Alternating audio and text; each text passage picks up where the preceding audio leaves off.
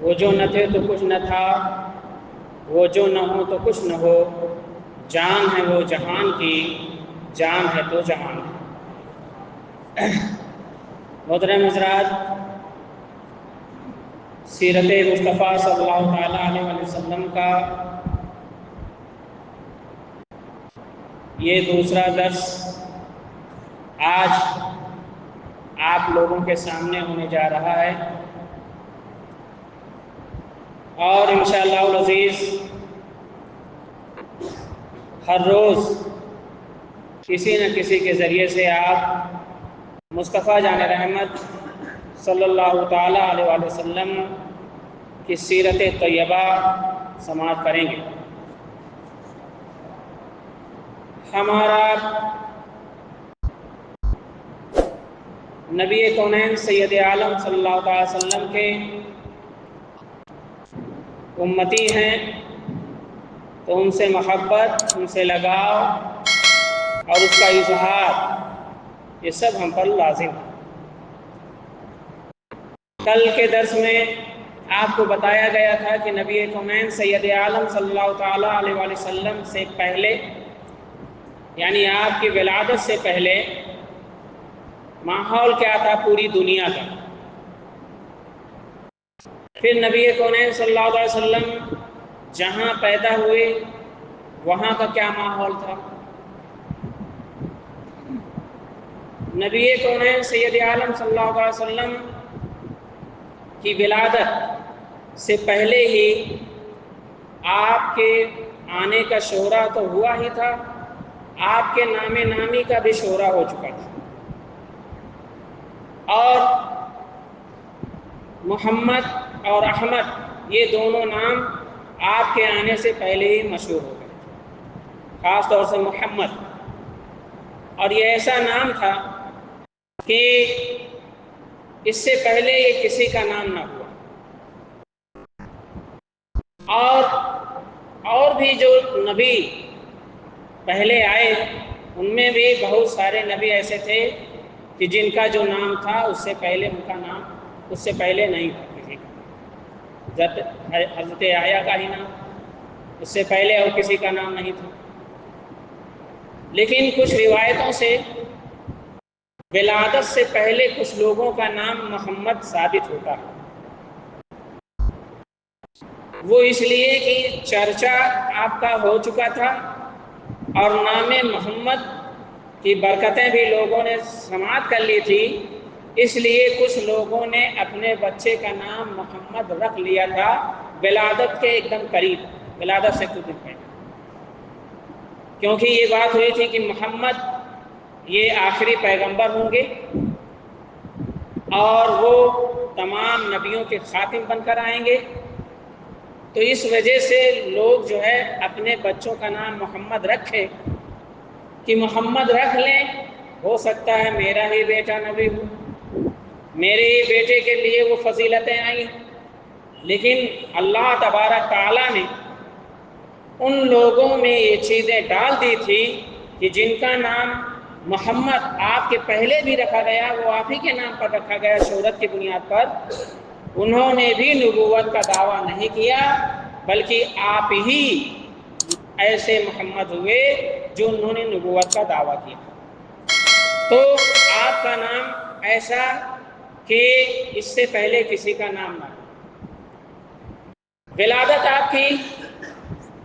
ہاتھی والا جو واقعہ تھا جسے عام میں فیل کہا جاتا ہے، اس کے 55 دن بعد آپ کی ولادت ہوئی،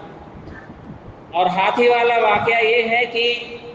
مجوسیوں نے اپنی ایک الگ عبادت گاہ بنائی تھی اور اس میں وہ چاہتے تھے کہ سب آ کر اسی میں عبادت کریں اور کعبے میں بھی لوگ نہ رہیں، اس لیے کعبے کو ڈھانے کے لیے ابرہہ نے پلان بنا لیا، کیونکہ اس کے جب یہ بات پتہ چلی تو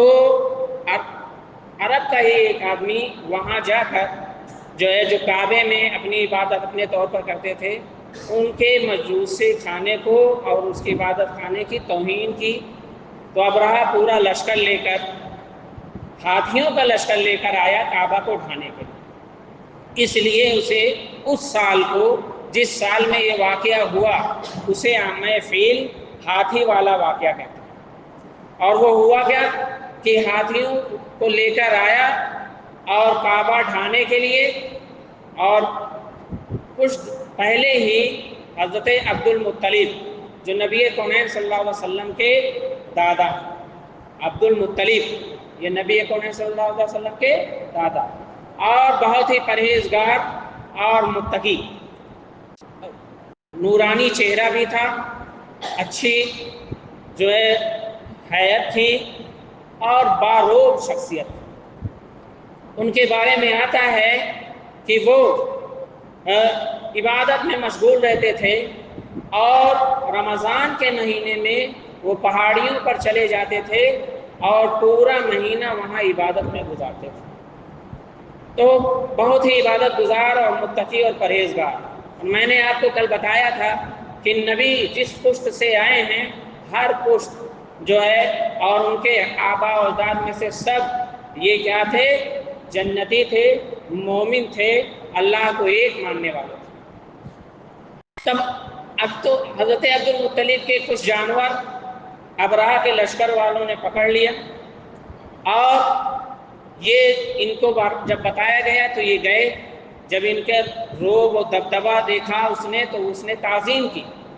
اور ان سے کہا کہ کس لیے آئے ہیں آپ؟ تو حضرت عبد المطلب نے کہا میرے کچھ جانور قید ہو گئے ہیں، اسی کو چھڑانے کے لیے آیا ہوں۔ تو اس نے کہا کہ مجھے تعجب ہوتا ہے، میں یہاں کعبہ ڈھانے کے لیے آیا ہوں، میں نے سوچا تم کچھ معاہدہ کرو گے، صلح کی باتیں کرو گے، منت و سماجت کرو گے کہ کعبہ نہ ڈھاؤ، یا لڑنے کے لیے آمادہ ہوگے، لیکن تم یہ سب کچھ نہ کر کے صرف یہ کہہ رہے ہو کہ جو ہے ہمارے جانور چھوڑ دیے جائیں۔ تو آپ نے فرمایا کعبہ اللہ کا گھر ہے، ہر انسان ہر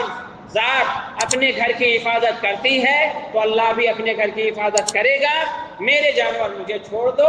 اور جو تمہیں کرنا ہو وہ کرو، اللہ تبارک تعالیٰ تمہارے اس کی رحمت جو بھی چاہے گی اس کو کام کرے گی۔ تو ابرہہ نے ان کے جانور چھوڑ دیے، جانور چھوٹ گئے اور یہ لے کر چلے آئے، اور انہوں نے اعلان کر دیا کہ اپنی قوم سے کہ آپ لوگ پہاڑیوں پر چلے جائیے اپنے اپنے قوم کو لے کر، اپنے گھر کے افراد کو لے کر، ابرہہ کو جو کرنا ہوگا وہ کرے گا۔ پھر ابرہہ نے کعبہ ڈھانے کے لیے سوچا اور ہاتھیوں کے لشکر کو آمادہ کیا، لیکن اللہ تبارک تعالیٰ کا عذاب آیا۔ چھوٹے چھوٹے پرندے جن کے چنگل میں کنکریاں تھیں وہ کنکریاں مارتے تھے، اور ہاتھی پر سوار سب ڈھیر ہو جاتے تھے، جس کا تذکرہ قرآن پاک میں الم تری کیف فعل ربک باصحاب الفیل میں آیا ہوا ہے۔ جب یہ بات لوگوں نے دیکھی وہاں اور عبد المطلب کی یہ کرامت گویا کی دیکھی، تو لوگ حضرت عبد المطلب کی طرف جو ہے رجوع کرنے لگے اور آپ کے توسل سے دعائیں کرنے لگے۔ حضرت عبد المطلب کے صاحبزادوں میں سب سے حسین و جمیل حضرت عبداللہ، اور حضرت عبداللہ یہ نبی کونین سید اعلیٰ صلی اللہ علیہ وسلم کے والد ماجد۔ کون والد ماجد ہیں؟ حضرت عبداللہ۔ حضرت عبداللہ کے تعلق سے بھی کہ اس زمانے میں ان سے زیادہ خوبصورت کوئی نہیں تھا، بہت ہی حسین و جمیل تھے، بلکہ جو ہے وہاں کی عورتیں اور گھر والے چاہتے تھے کہ عورتیں چاہتی تھیں کہ ان سے میری شادی ہو جائے، نکاح ہو جائے میرا، اور گھر والے چاہتے تھے کہ یہ میں اپنی بیٹی اپنی بہن کی شادی ان سے کر دوں اور یہ اس معظم گھرانے میں بھی جائیں اور اس حسین و جمیل اس مرد کے ساتھ بھی۔ لیکن نصیبہ کچھ اور تھا، اور ان کے پشت میں نور محمدی جلوہ گر ہو چکے، اس لیے وہ نور حضرت آمنہ تک پہنچنا تھا۔ اب تو حضرت آمنہ کے ساتھ آپ کا نکاح ہوا، 24 سال کی عمر میں آپ کا نکاح حضرت آمنہ سے ہوا، جب آپ 24 سال کے تھے، اور نبی کونین صلی اللہ علیہ وسلم کا نور جب آپ کے پشت سے حضرت آمنہ تک منتقل ہوا، یعنی حضرت آمنہ حاملہ ہوئی تو 2 مہینے کا حمل تھا، تبھی حضرت عبداللہ کا وصال ہو گیا، انتقال پر ملا ہو گیا۔ اور پھر نبی کونین صلی اللہ علیہ وسلم کی ولادت 12 ربیع الاول کو، اور بھی قول ہے لیکن مشہور قول کیا ہے، 12 ربیع الاول، دوشنبہ کا دن، ربیع الاول کی 12 تاریخ اور دوشنبہ کا دن یعنی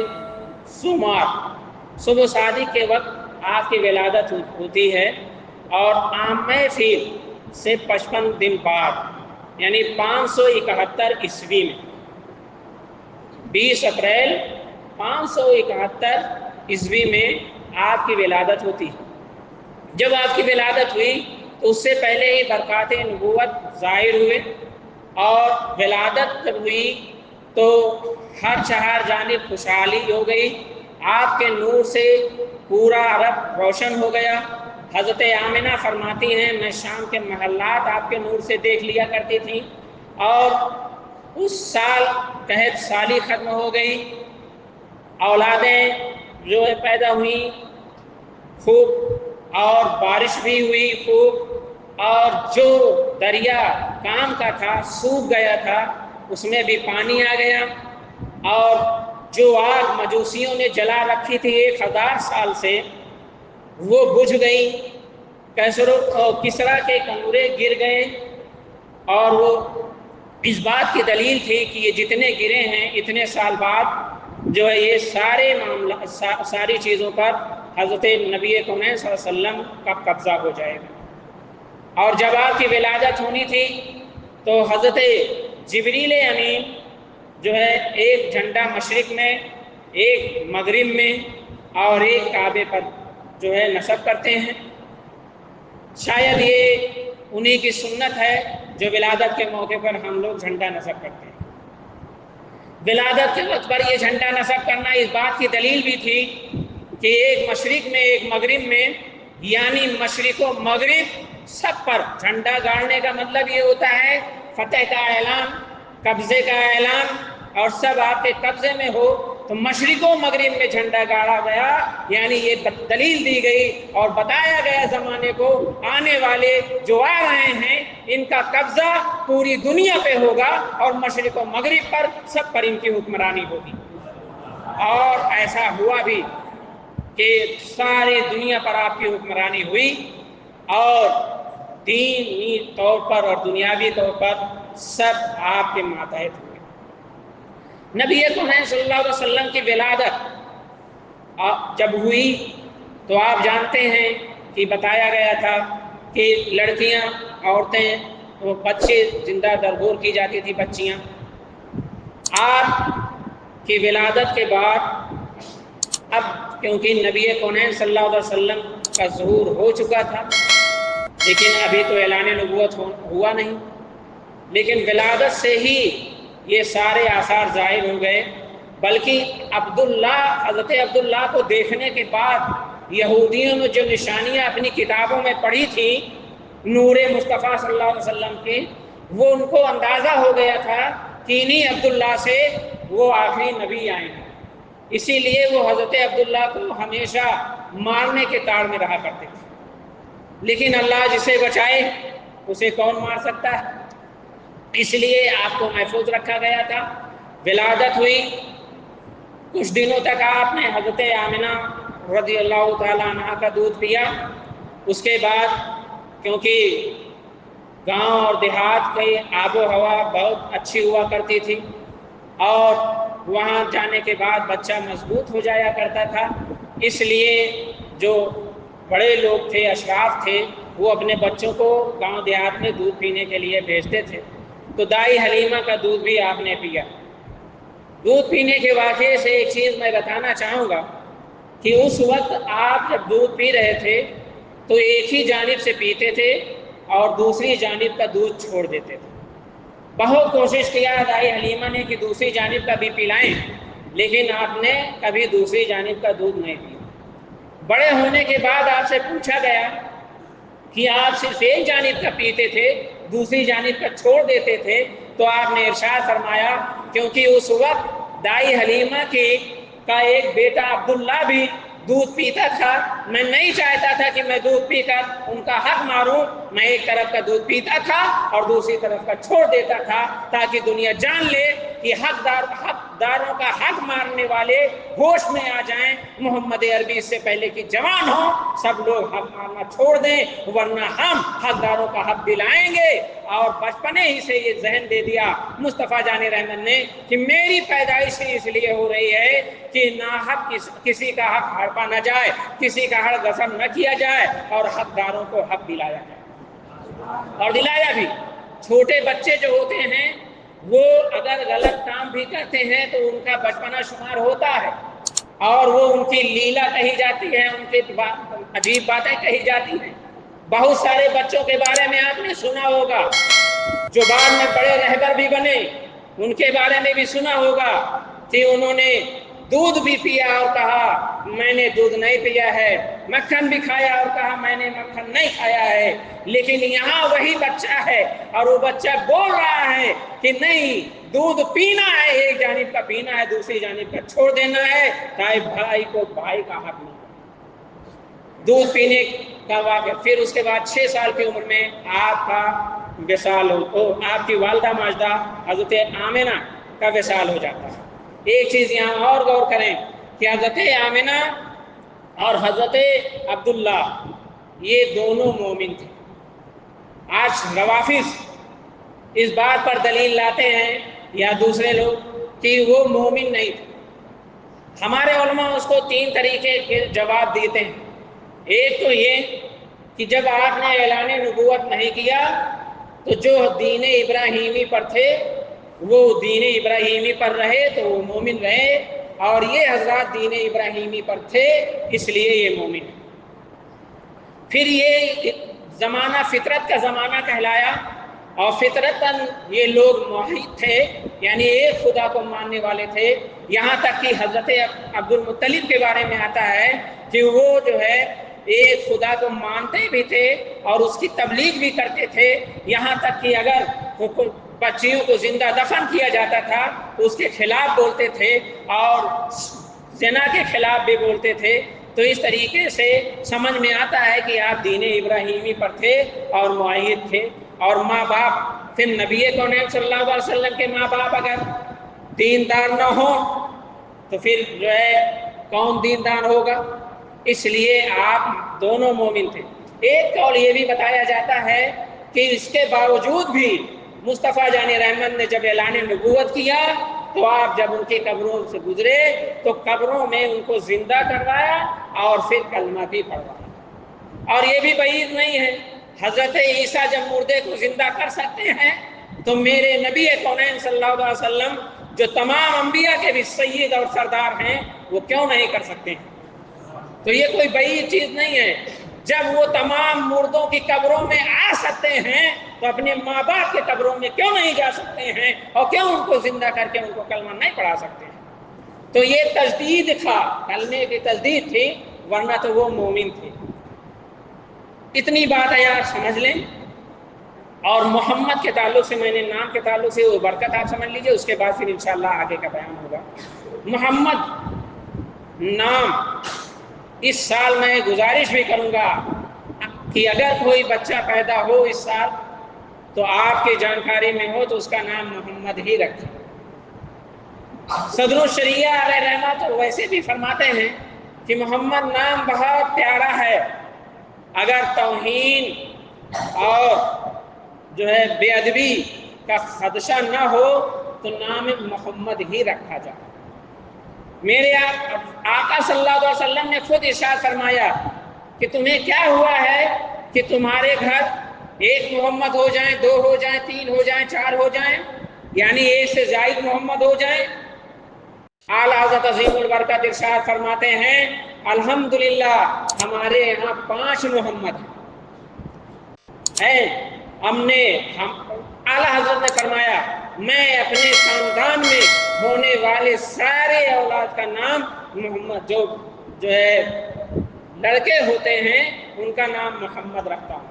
نبی کونین صلی اللہ علیہ وسلم کے نام پر، اور جو محبت رسول میں نبی سے نسبت اور برکت حاصل کرنے کے لیے اپنے بچے کا نام محمد رکھے، کل ایک اعلان بھی ایسا ہونا ہے میدان محشر میں اور قیامت کے دن کہ جن کا نام محمد ہے اور جو رسول سے محبت کرتے تھے اور اس محبت کی بنیاد پر نام محمد رکھتے تھے، اللہ تبارک تعالیٰ انہیں بخش دیتا ہے اور انہیں جنت میں جانے کا حکم دیا جاتا ہے۔ تو محمد کا نام ایسا کہ ثنا ہو، جیسے کچھ نہ کہو، صرف محمد محمد کہتے رہو، ثنا ہوتی جائے گی، عبادت ہوتی جائے گی، ذکر ہوتا جائے گا۔ لوگ اس وقت صحابہ کرام نے آ کے آپ کے بارگاہ میں کہا تھا کہ یا رسول اللہ، لوگ آپ کو مزمم کہتے ہیں، کفار آپ کو مزمم کہتے ہیں۔ مزمم مانے جس کی زیادہ مذمت کی گئی ہو، جو زیادہ توہین کی گئی ہو۔ تو سرکار کائنات صلی اللہ علیہ وسلم نے فرمایا، اے میرے پیارے صحابہ، تم کاہے پریشان ہوتے ہو؟ وہ کسی اور کو مزمم کہتے ہیں، میرا خدا مجھے محمد کہتا ہے۔ جب خدا ہی محمد کہہ رہا ہے تو اب مجھے کوئی مزمم کر ہی نہیں سکتا۔ تو محمد کا نام بہت برکتوں والا ہے۔ آپ اور یہ ہے کہ اعلیٰ حضرت نے بھی فرمایا کہ نام محمد رکھو، عقیقے کا بھی نام محمد رکھو، لیکن لوگوں میں امتیاز کرنے کے لیے کہ جب سب کا نام محمد رہے گا تو آپ کس کو پکار رہے ہیں، کس کو بلا رہے ہیں؟ ساری اولاد جب محمد نام تو نام محمد رکھو، پکارنے کے لیے امتیاز کے لیے دوسرا نام بھی تجویز کر لو، محمد کے ساتھ اور بھی دوسرا نام لگا لو، تاکہ پکارنے کے لیے وہ ہو جائے اور یہ بھی نام شامل رہے۔ محمود غزنوی بہت سلطان تھے، بادشاہ بھی تھے اور متقی اور پرہیزگار بھی تھے۔ ان کے غلام کا نام ایاز تھا۔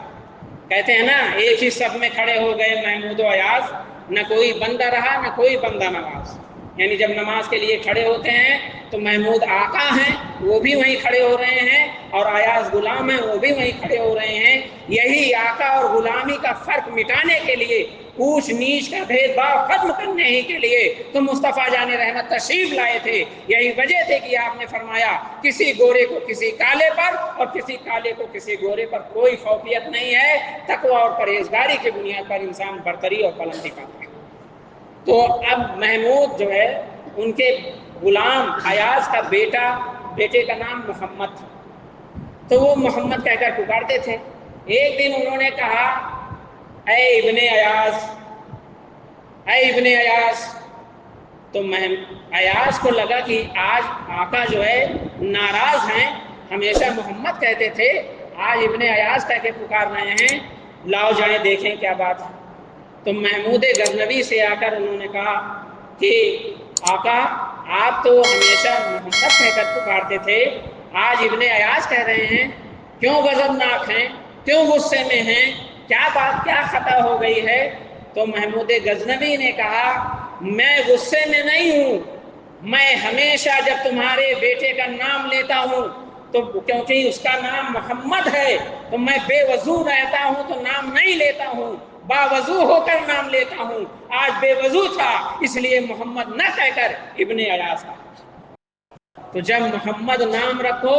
تو اس کا احترام کرو۔ یہاں تک کہ علماء فرماتے ہیں جب وہ صفوں میں آئے بیٹھے محمد نام کا تو اس کے لیے جگہ خالی کرو۔ یہ نسبت ہے نام پاک کی۔ اللہ تبارک تعالی ہمیں اور آپ کو سب کو مصطفیٰ جان رحمت سے سچی محبت کرنے کی توفیق عطا فرمائے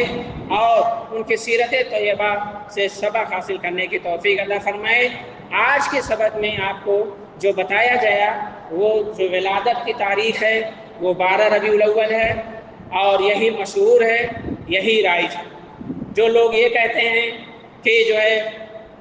کئی تاریخیں ہیں، تو تاریخیں الگ الگ کچھ روایتوں میں ہیں، لیکن مشہور قول وہی 12 ربیع الاول ہے۔ اور اس دن کی خوشی منانا یہ سبوں نے منایا، عبد المطلب نے بھی منایا، یہاں تک کہ اس وقت جب نبی پیدا ہوئے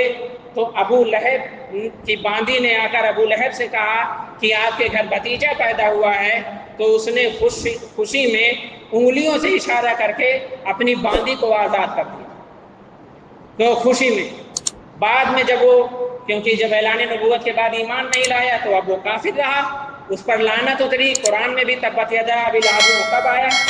تو اب جب بعد میں اس کے گھر والے خواب میں دیکھے کہ تمہارا حال کیا ہے، تو ابو لہب نے کہا میرا حال کچھ نہ پوچھو، بس اتنا جان لو دوشنبہ کے دن مجھے اس انگلی سے کچھ پانی ٹپکتے ہوئے نظر آتے ہیں، جس کو چوستا ہوں تو راحت ملتی ہے، جس انگلی سے اشارہ کر کے میں نے محمد کے پیدا ہونے پر اپنی باندی کو آزاد کر دیا۔